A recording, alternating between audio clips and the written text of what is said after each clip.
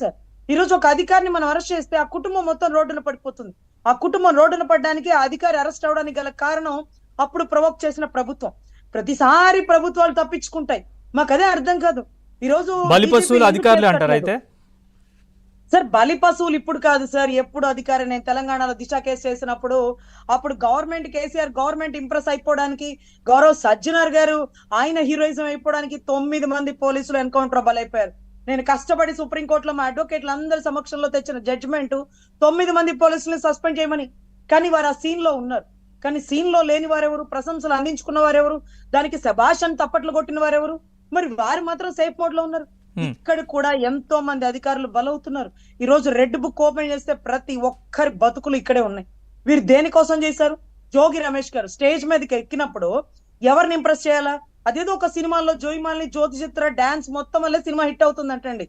ఈయన మాటల వల్లే ఆ స్టేజ్ హిట్ అయిపోయింది.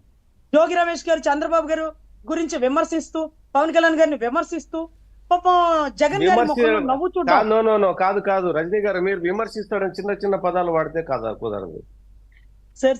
చాలా దారుణం ఏంటంటే, మాకు చాలా అభ్యంతరకరం ఏంటంటే, పవన్ కళ్యాణ్ గారు 4 సంవత్సరాలకు ఒక అమ్మాయిని మారుస్తారట. తర్వాత 3వ పెళ్ళం కాదు 4వ పెళ్ళం ఉందట. అసలు పెళ్ళాం అనే పదాన్ని 4 గోడల మధ్య వాడేటటువంటి అభ్యంతరకర పదాన్ని ఒక 10 మంది ఉండే స్టేజ్ లో ఒక సిగ్గు లేకుండా ఒక మినిస్టర్ స్థాయిలో ఉండి 4 పెళ్ళాలు, ఆ పెళ్ళాలు, చిత్త కార్తీ కుక్కలు, ఒక ముసలోడు ఉన్నాడంట. ఆ ముసలోడంట కొడుకుని రోడ్డు ఎమ్మట వదిలేశాడంట.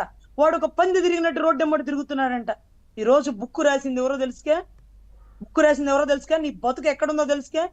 ఇంత అసభ్య పదజాలం స్టేజ్ మీద వాడుతుంటే అదే చంద్రబాబు గారు అండి, ఓపెన్ స్టేట్మెంట్. చంద్రబాబు గారు ఎక్కడ నొక్క మాట తున్నా తప్పు తమ్ముళ్ళు మీరు ఆగండి, వద్దొద్దు, వ్యక్తిగత విమర్శలు వద్దని ఖండించేవారు.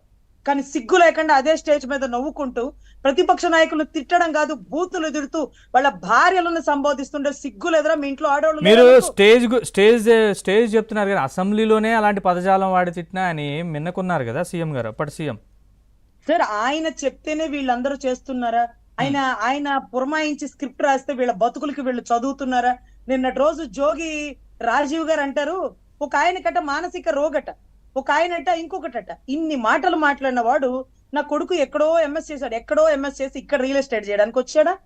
అగ్రిగోల్డ్ భూములు సిఐడి సార్, మీరు గుర్తుపెట్టుకోండి. సిఐడి అర్ధరాత్రులు గోడలు దూకి రంగనాయకం లాంటి వారిని అరెస్ట్ చేద్దామనింది.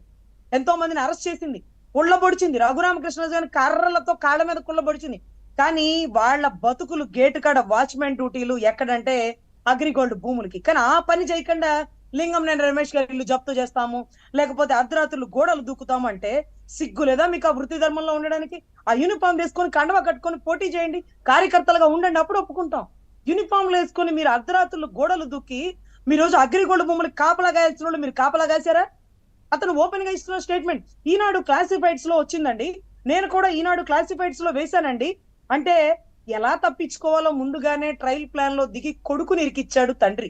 ఎందుకంటే అయ్యా నీకు మాట్లాడడం చేత కాదు, నేనైతే కులం గురించి తీసుకొస్తాను అంటూ నా బీసీని కాబట్టి అంట. ఎక్కడరా బీసీ నువ్వు?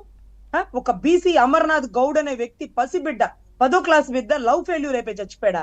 ఆస్తుల బాధ తట్టుకోలేక చచ్చిపోయాడా? తగలబెట్టేస్తే కనీసం కేసు రీఇన్వెస్టిగేషన్ చేయకుండా ఆ ముద్దాయిల్ని పట్టుకోకుండా నీ కులస్తుడు నీ పసిబిడ్డకి అన్యాయం జరిగితే నువ్వు ముందుకు వచ్చావా?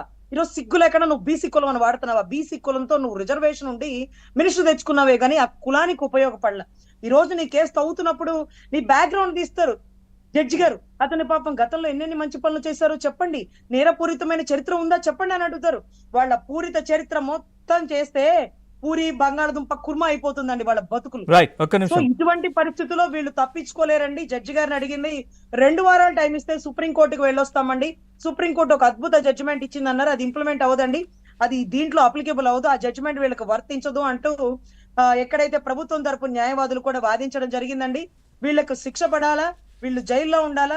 విజ్ఞప్తిని తోసిపుచ్చినట్లుగా సమాచారం అందుతోంది. మరి వీళ్ళ విజ్ఞప్తిని, వైసీపీ నేతల విజ్ఞప్తిని సో మరి వాళ్ళు పెట్టింది అప్లికేబుల్ అవ్వదండి. ఆ జడ్జిమెంట్ ఇక్కడ అప్లికేబుల్, ఒకరికొకళ్ళు కౌంటర్ అయితే అప్లికేబుల్ అవుతుంది కానీ ఇక్కడెక్కడ చంద్రబాబు గారు అరెస్ట్ అయినప్పుడు కూడా ఒక్క కార్యకర్త కూడా రోడ్డు మీదకి వచ్చి ధర్నాలు గట్లా చేయలేదండి. ఆయన జైల్లోకి పరామర్శించడానికి వెళ్ళిన అడ్వకేట్ కూడా చెప్తారు, ఎవరిని బయటకు రావద్దు, ఏ ధర్నాలు జరగద్దు, నా వల్ల ఎవరు బాధపడద్దు, అందరూ సామరస్యంగా పోరాడదాం, ఇది శాంతి పోరాటం అంటూ సందేశాలు ఇచ్చేవారు. కాబట్టి ఎక్కడ దాడి చేసిన చరిత్ర లేదండి.